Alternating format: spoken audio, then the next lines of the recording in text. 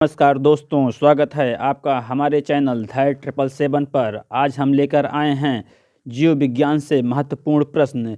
BPSC में पिछले 30 से 40 सालों में जीव विज्ञान से या बायोलॉजी से जितने भी क्वेश्चन पूछे गए हैं, सबको हम एक या दो वीडियो में समराइज़ करने का प्रयास करेंगे। आप लोग प्रत्येक क्वेश्चन को अच्छे से अटेम्प्ट कीजिए और देखिए कि कितने क्वेश्चन हम सही कर पाते हैं। आप कोई भी एग्ज़ाम देने जा रहे हैं, UPSC, PCS, SSC, one day exam, कोई भी एग्ज़ाम, तो आपको वहाँ पर साइंस से 10 से 15 क्वेश्चन मिल ही जाते हैं। अगर आप बीपीएससी देने जा रहे हैं तो आपको वहाँ पर 35 से 40 क्वेश्चन मिलेंगे साइंस के। अगर आपको साइंस नहीं आती है तो आपका प्रीलिम्स भी होना मुश्किल हो जाता है। इसीलिए दोस्तों, प्रत्येक क्वेश्चन को अच्छे से अटेम्प्ट करिए और देखिए आप कितना स्कोर कर पाते हैं। ये सब प्रीवियस ईयर के क्वेश्चन हैं, कहीं ना कहीं आने वाले एग्जाम में बहुत ही लाभदायक सिद्ध होंगे। चलिए आइए बात करते हैं क्वेश्चन नंबर 1 की। अधिकतर एंजाइम होते हैं ए अम्ल, बी प्रोटीन, सी वसा, डी उपयुक्त में से कोई नहीं। चलिए आप लोग बताइए, अधिकतर जो एंजाइम होते हैं वो क्या होते हैं। देखिए, जो अधिकतर एंजाइम होते हैं वो होते हैं प्रोटीन। अम्ल क्या होता है? एसिड जो होते हैं उस क्या होते हैं? देखिए, एसिड उन पदार्थों को कहते हैं जो पानी में घुलने पर खट्टे स्वाद के होते हैं। जी हाँ दोस्तों, प्रोटीन किसे कहते हैं? यह एक जटिल कार्बनिक यौगिक है जो कार्बन, हाइड्रोजन, नाइट्रोजन से मिलकर बना होता है। वसा क्या होता है? यह चिकनाई युक्त पदार्थ होता है। आइए बात करते हैं नेक्स्ट क्वेश्चन की।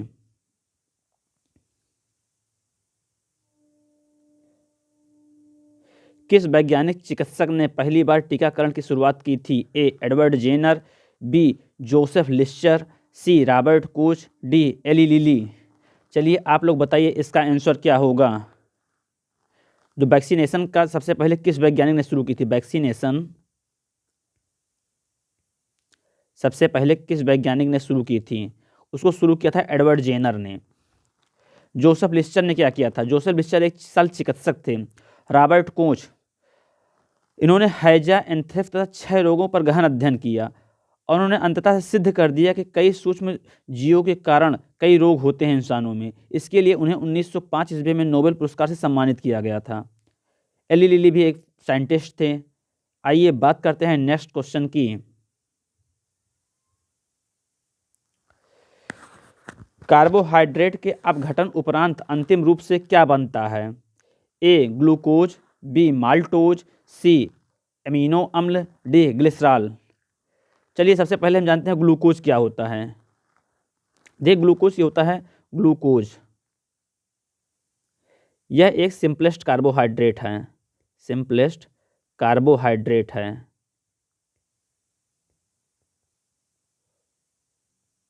यह जल में घुलनशील होता है और स्वाद में मीठा होता है। माल्टोज क्या होता है? यह भी एक डाइसैकराइड कार्बोहाइड्रेट है जो 2 ग्लूकोज अणुओं द्वारा बनाया जाता है। अमीनो अम्ल या अमीनो एसिड क्या होता है? ये भी वह अणु होते हैं जिनमें एमाइन और कार्बोक्सिल दोनों ग्रुप पाए जाते हैं। ग्लिसरॉल क्या होता है? ग्लिसरॉल क्या होता है? ग्लिसरॉल, चलिए आप लोग बताइए। यह भी एक कार्बनिक यौगिक जो तेल और वसा में पाया जाता है। तो यहाँ पर पूछ रहा है कार्बोहाइड्रेट के अपघटन उपरांत अंतिम रूप से क्या बनता है। देखिए, जो इसका आंसर होगा वो होगा ग्लूकोज। आइए बात करते हैं नेक्स्ट क्वेश्चन की।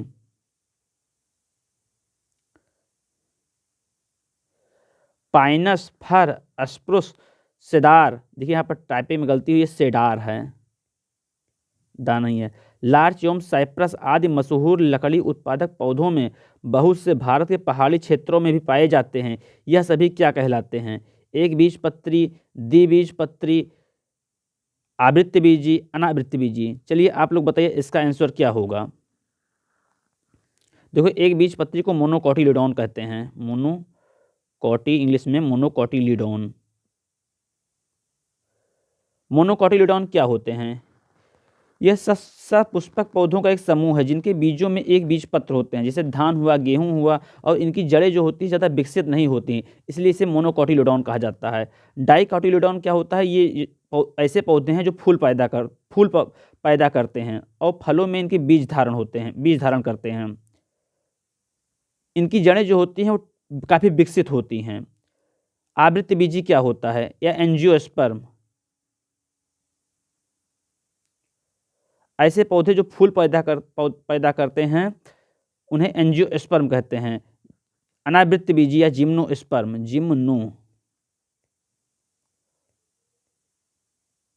स्पर्म किसे कहते हैं।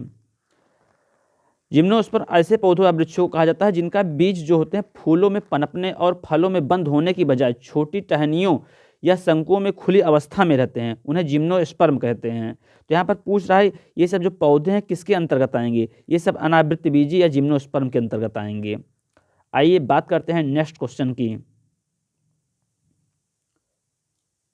हरगोविंद खुराना को किस आविष्कार के लिए सम्मानित किया गया। ए प्रोटीन संश्लेषण के लिए, जीन के संश्लेषण के लिए, सी नाइट्रोजन क्षारों के संश्लेषण के लिए, यहाँ पर क्षारों रहेगा ना कि चारों रहेगा, क्षारों के संश्लेषण के लिए, उपरोक्त में से कोई नहीं।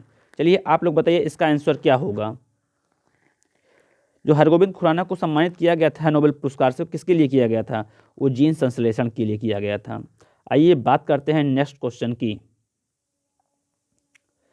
निम्न जोड़ों में से कौन सा जोड़ा सही सुमेलित है। A tetanus, B CG, B malaria chloroquinone, C scurvy thiamine, D tuberculosis ATS. देखिए टिटनेस जो होता है ये क्लोस्ट्रीडियम टिटानी के कारण होता है, क्लोस्ट्रीडियम टिटानी के कारण होता है, ना कि बीसीजी के कारण, ये तो एकदम गलत है। मलेरिया क्लोरोक्विनोन के कारण होता है, एकदम सही है। स्कर्बी जो होता है विटामिन सी के कारण होता है, उसका एस्कॉर्बिक एसिड नाम है, ये भी गलत है मिलान। ट्यूबरकुलोसिस जो होता है माइकोबैक्टीरियम ट्यूबरकुलोसिस के द्वारा होता है, ना कि एटीएस के द्वारा, ये भी गलत है। इस हिसाब पे जो इसका आंसर पूछ रहा है कौन सा जोड़ा सही सुमेलित है, तो होगा मलेरिया क्लोरोक्विनोन। आइए बात करते हैं नेक्स्ट क्वेश्चन की। यहाँ पर पूछ रहा संसार का सबसे बड़ा पुष्प है। ए कमल, बी रैफ्लेसिया, सी बहुत बड़ा कैक्टस, डी उपयुक्त में से कोई नहीं। चलिए आप लोग बताइए सबसे बड़ा पुष्प जो हो कौन सा होता है। ये होता है रैफ्लेसिया।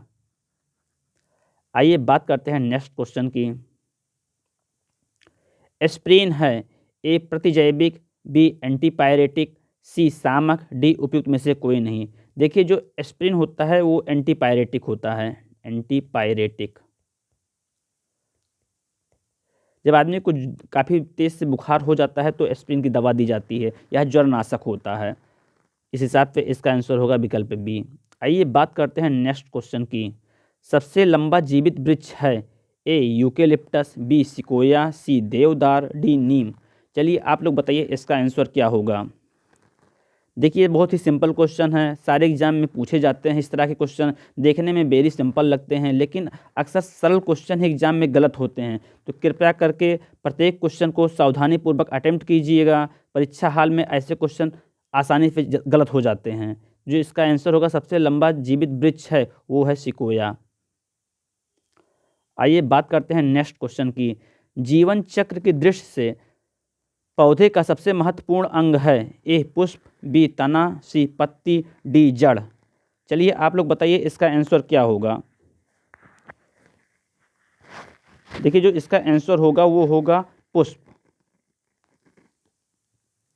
आइए बात करते हैं नेक्स्ट क्वेश्चन की। पौधों एवं पेड़ों का खाना तैयार करने की प्रक्रिया कहलाती है। ए फोटोसिंथेसिस,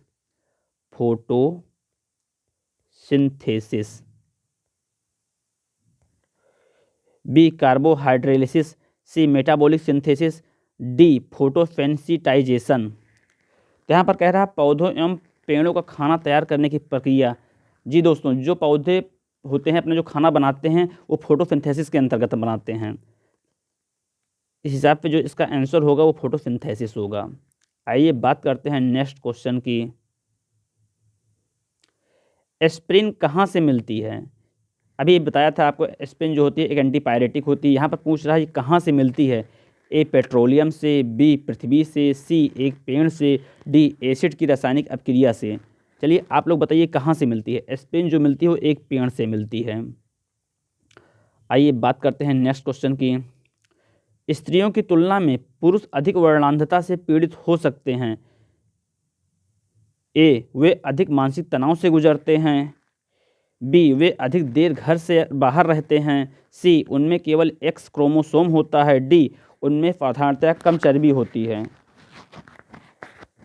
चलिए आप लोग बताइए इसका आंसर क्या होगा। देखिए जो स्त्री होती है उसमें, फीमेल होती है उसमें जो होता है एक्स एक्स क्रोमोसोम होता है, और जो पुरुष होते हैं उसमें केवल एक एक्स क्रोमोसोम होता है, उसका एक्स वाई होता है।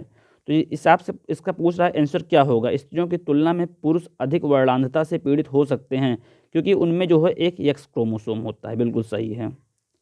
आइए बात करते हैं नेक्स्ट क्वेश्चन की। एड्स किसके कारण होता है। पानी से, बी जीवाणु से, सी विषाणु से, डी फफूंद से। देखिए एड्स जो होता है HIV एक वायरस होता है, वो जो होता है एक वायरस जो होता है वो होता है विषाणु से। एड्स किसके कारण होता है, विषाणु से होता है। आइए बात करते हैं नेक्स्ट क्वेश्चन की। मनुष्य के शरीर में खून के शुद्धिकरण की प्रक्रिया को कहते हैं, ए डायलिसिस, बी पैरालिसिस, सी हीमोलिसिस, डी मैकेनिकल ऊर्जा। जो हम लोगों का किडनी जब फेल्योर हो जाती है तो आदमी का डायलिसिस कराना पड़ता है, जिससे ब्लड जो है प्योरीफाई होता है, तो उसको क्या कहते हैं, उसको डायलिसिस कहते हैं, डायलिसिस। आइए बात करते हैं नेक्स्ट क्वेश्चन की। मधुमक्खी कॉलोनी के सदस्य एक दूसरे को किस प्रकार पहचानते हैं, ए गंध से, बी नर्तन से, सी स्पर्श से, डी दृष्टि से। जी हाँ दोस्तों, जो मधुमक्खी होते हैं जो अपने फैमिली के मेंबर को पहचानते हैं वो गंध से पहचानते हैं। भोजन का जो सोर्स ऑफ फूड होता है उसको वो डांस के या नर्तन के थ्रू इंडिकेट करते हैं। चलिए बात करते हैं नेक्स्ट क्वेश्चन की। जहाँ जीव रहता है उस जगह को कहते हैं, ए आवास या हैबिटेट, हैबिटेट या आवास, बी पारितंत्र, सी निकेत, डी बायोम। चलिए अब जानते हैं निकेत क्या होता है। ये भी निवास स्थान या घर आवास, इसी को निकेत कहते हैं। बायोम क्या होता है। बायोम देखिए धरती या समुद्र के किसी ऐसे बड़े क्षेत्र को बोलते हैं जिसके सभी भागों में मौसम जो है, भूगोल और निवासी जीव विशेषकर पौधे और प्राणियों में समानता हो, उसी को बायोम कहते हैं। यहाँ पर क्वेश्चन पूछ रहा है वह जहाँ जहाँ जीव रहता है उस जगह को, उस सटीक जगह को कहते हैं, यहाँ पर सटीक कहा तो उसको कहते हैं आवास। आइए बात करते हैं नेक्स्ट क्वेश्चन की। माँ पौधे की भांति पौधा मिलता है, ए बीजों से, बी तना से, सी इन दोनों से, डी उपरोक्त में से कोई नहीं। देखिए जो आलू होता है, गन्ना होता है, उसके जो पौधे होते हैं वो तने से ही प्राप्त किए जाते हैं। तो इस हिसाब से इसका आंसर जो होगा बीजों से, तना दोनों से, इन दोनों से। आइए बात करते हैं नेक्स्ट क्वेश्चन की। शैवाल और कवक के मिलने से लाइकेन बनता है जिसे कहते हैं,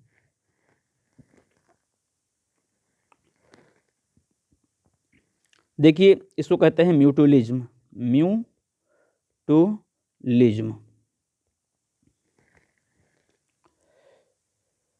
या इसको हिंदी में कहते हैं सहोपकारिता, सहोपकारिता।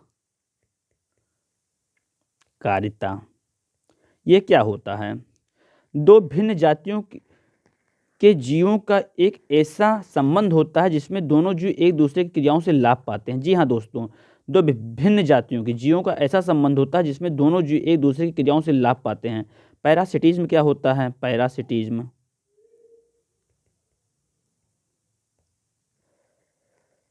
वे जीव जो किसी अन्य जीव पर आश्रित होते हैं वे परजीवी कहलाते हैं। जैसे जोक हुआ, एंटेमीबा, हिस्टोलिटिका हुआ, ये सब दूसरे भोजन के लिए दूसरे जीवों पर निर्भर रहते हैं। कामेंसिलिज्म क्या हुआ, कामेंसिलिज्म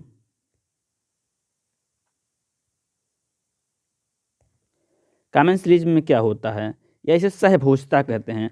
अलग अलग जात के दो जीवों में ऐसा आपसी सहजीवन होता है जिसमें एक जात की दूसरी जात से लाभ लेते हैं, लेकिन दूसरी जात से पहले से न तो कोई लाभ होता है ना ही कोई हानि होता है। तो आप लोग समझ गए होंगे, शैवाल और कवक के मिलने से लाइकेन बनता है जिसे कहते हैं म्यूटुलिज्म। आइए बात करते हैं नेक्स्ट क्वेश्चन की। देखिए बड़ा ही सिंपल क्वेश्चन है। जीवाणु की खोज की थी किसने की, ए फ्लेमिंग ने, बी लेबल ने, सी ल्यूवेनहॉक ने, डी टेनिन ने। देखिए फ्लेमिंग ने क्या किया था, अलेक्जेंडर फ्लेमिंग ने पेंसिलिन की खोज की थी। फ्लेमिंग जो थे, अलेक्जेंडर फ्लेमिंग पेंसिलिन की खोज किए थे, पेंसिलिन। एंटोनी वान ल्यूवेनहॉक ने बैक्टीरिया की खोज की थी। साहब आंसर होगा विकल्प सी ल्यूवेनहॉक। जीवाणु की खोज किसने की थी? तो वे ल्यूवेनहॉक ने किया था, ल्यूवेनहॉक। आइए बात करते हैं नेक्स्ट क्वेश्चन की। सर्वप्रथम मानव हृदय प्रत्यारोपण हुआ था, ए अमेरिका में, बी इंग्लैंड में, सी दक्षिण अफ्रीका में या डी फ्रांस में। चलिए आप लोग बताइए, सबसे पहले जो मानव हृदय प्रत्यारोपण हुआ था कहाँ हुआ था? वो हुआ था दक्षिण अफ्रीका में। आइए बात करते हैं नेक्स्ट क्वेश्चन की। निम्नलिखित में से किसकी कोशिका में कोई एंजाइम नहीं होता है? चलिए आप लोग बताइए, किसकी कोशिका में जो होता है कोई एंजाइम नहीं होता? ए लाइकेन, बी वायरस या विषाणु, जी बैक्टीरिया या जीवाणु, डी शैवाल या एल्गी। Bacteria, virus, lichen. चलिए आप लोग बताइए, इसमें पूछ रहा है किसकी कोशिका में कोई एंजाइम नहीं होता है, तो सीधी सी बात है ये नहीं होता वायरस में, विषाणु में। चलिए आइए बात करते हैं नेक्स्ट क्वेश्चन की। सबसे छोटा जीव जो स्वयं विकास एवं प्रजनन करने में समर्थ है, ए जीवाणु, बी विषाणु, सी माइकोप्लाज्मा, डी बैक्टीरियोफेज। ये होगा माइकोप्लाज्मा। माइकोप्लाज्मा सबसे छोटा जीव होता है जो स्वयं रिप्रोडक्शन करने में सक्षम होता है। आइए बात करते हैं नेक्स्ट क्वेश्चन की। कौन सा दिन डायबिटीज़ दिवस के रूप में मनाया जाता है? ए 14 फरवरी, बी 14 मई, सी 14 सितंबर, डी 14 नवंबर। चलिए आप लोग बताइए इसका आंसर क्या होगा? इसका आंसर होगा 14 नवंबर। ये सब दोस्तों बीपीएससी के 38वीं बीपीएससी से 67वीं बीपीएससी तक पूछे गए प्रश्न हैं। कोई भी प्रश्न नया नहीं है, ये सब पुराने प्रश्न हैं, कहीं ना कहीं ये सब रिपीट होते रहते हैं। आप कोई भी एग्जाम देंगे वहाँ पर इस तरह के क्वेश्चन आपको कहीं ना कहीं मिल जाएंगे। चलिए बात करते हैं नेक्स्ट क्वेश्चन की। डीएनए को किसने अंतःपात्र में बनाया? A Robert Hooke, B Edward Jenner, C Joseph Lister, D Arthur Kornberg. देखिए रॉबर्ट हुक ने कोशिका की खोज की थी, रॉबर्ट हुक ने कोशिका सेल की खोज की थी। एडवर्ड जेनर जो थे ये वैक्सीनेशन सबसे पहले इन्होंने किया था, वैक्सीनेशन किया था। जोसेफ लिस्टर जो थे वो शल्य चिकित्सक थे। तो इस हिसाब से जो इसका आंसर होगा आर्थर कोरेनबर्ग। आइए बात करते हैं नेक्स्ट क्वेश्चन की। लैंगिक जनन से आनुवांशिक विचरण कैसे होता है? ए जीन के सम्मिश्रण से, बी क्रोमोसोम के बदलाव से, सी जीन के मिश्रण से, डी उपयुक्त सभी। चलिए आप लोग बताइए इसका आंसर क्या होगा? देखिए जो लैंगिक जनन से आनुवांशिक विचरण होता है वो जीन के मिश्रण से होता है। आइए बात करते हैं नेक्स्ट क्वेश्चन की। सहज प्रणाली का परिवर्धन निम्नलिखित में से कौन सा है? ए प्रणाली का कार्य, बी प्रणाली का विकास, सी प्रणाली की स्वपोषी क्रिया, डी उपयुक्त में से कोई नहीं। चलिए आप लोग बताइए इसका आंसर क्या होगा? देखिए इसका जो आंसर होगा वो प्रणाली की स्वपोषी क्रिया होगी। आइए बात करते हैं नेक्स्ट क्वेश्चन की। तीव्रता एवं प्रत्युत्तरता के आधार पर निम्नलिखित में से कौन सा कर्क रोग उत्पन्न कर सकता है तथा उसका उपचार भी कर सकता है? ए तंबाकू, बी अल्कोहल, सी आयनी विकिरण, डी पराबैंगनी किरणें। चलिए आप लोग बताइए इसका आंसर क्या होगा? देखिए इसका जो आंसर होगा वो तंबाकू होगा। आइए बात करते हैं नेक्स्ट क्वेश्चन की। मनुष्य के शरीर में किस अंग में लिम्फोसाइट का निर्माण होता है? ए यकृत में, बी अस्थिमज्जा में, सी अग्नाशय में, डी उपयुक्त में से कोई नहीं।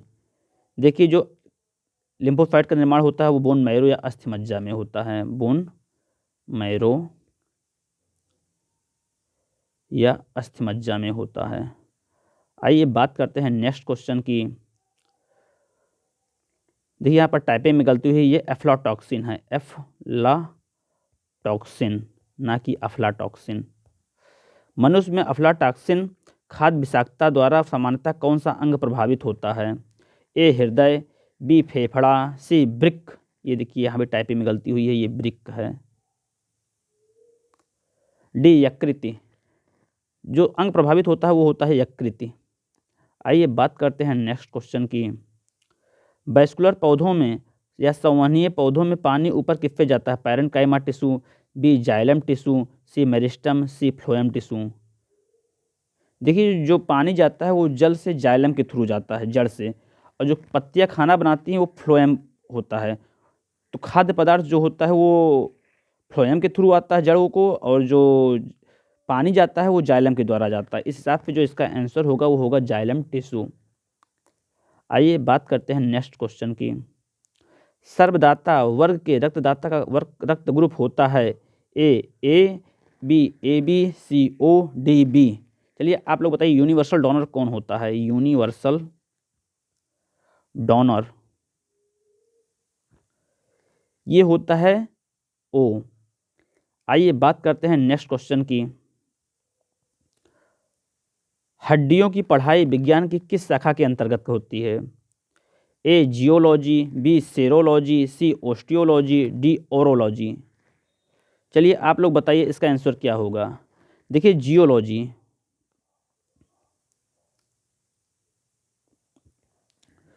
देखिए जियोलॉजी के अंतर्गत पृथ्वी का अध्ययन किया जाता है।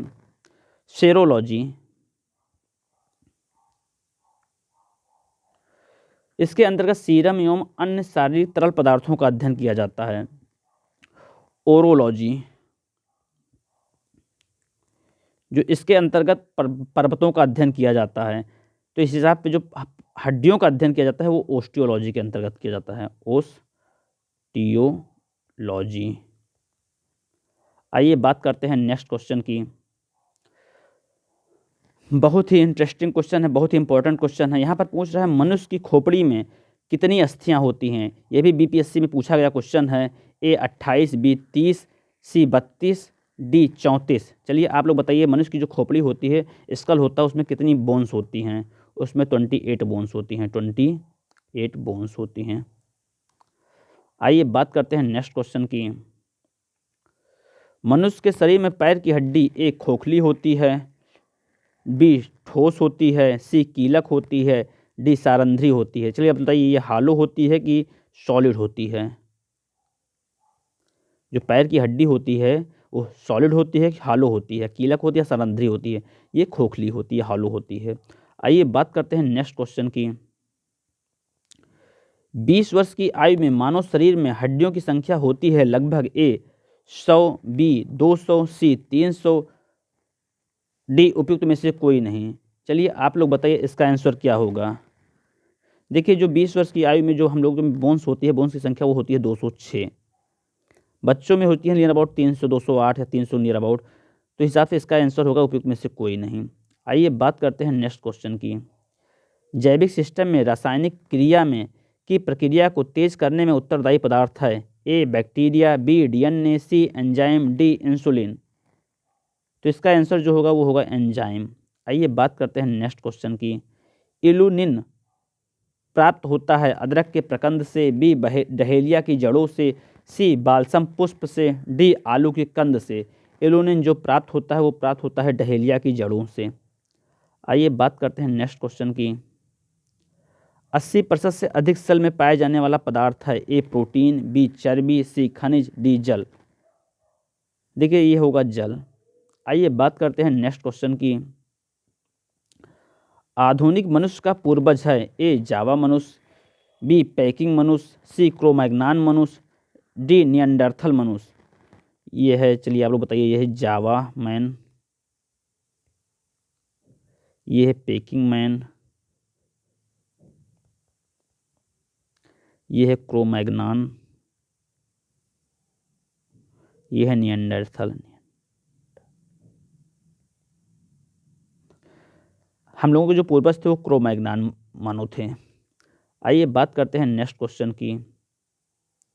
विकास का मुख्य कारक है ए उत्परिवर्तन, बी हासिल किए हुए गुण, सी लैंगिक जनन, डी प्राकृतिक वर्ण।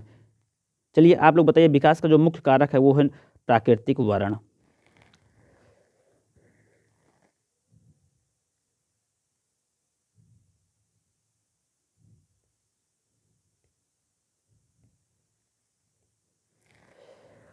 आप लोगों को बायोलॉजी सीरीज़ कैसी लगी? इसका ये पार्ट 1 है, पार्ट 2 जल्द ही आएगा, जिसमें 38वीं बीपीएससी से लेकर 67 बीपीएससी तक जितने भी बायोलॉजी से क्वेश्चन पूछे गए हैं सब हम 2 ही वीडियो में पूरा करने की कोशिश करेंगे। आप लोगों को अगर ये सीरीज़ अच्छी लगी तो प्लीज़ इसे शेयर ज़रूर कीजिए। अगर आप लोगों ने अभी तक हमारा चैनल सब्सक्राइब नहीं किया है तो प्लीज़ सब्सक्राइब कीजिए और बेल आइकॉन की बटन ऑन कीजिए और मैक्सिमम ग्रुप में शेयर कीजिए, जिससे विभिन्न प्रतियोगी परीक्षा की तैयारी करने वाले लोगों को आसानी से साइंस का मॉक टेस्ट अवेलेबल हो सके। Thank you so much for watching.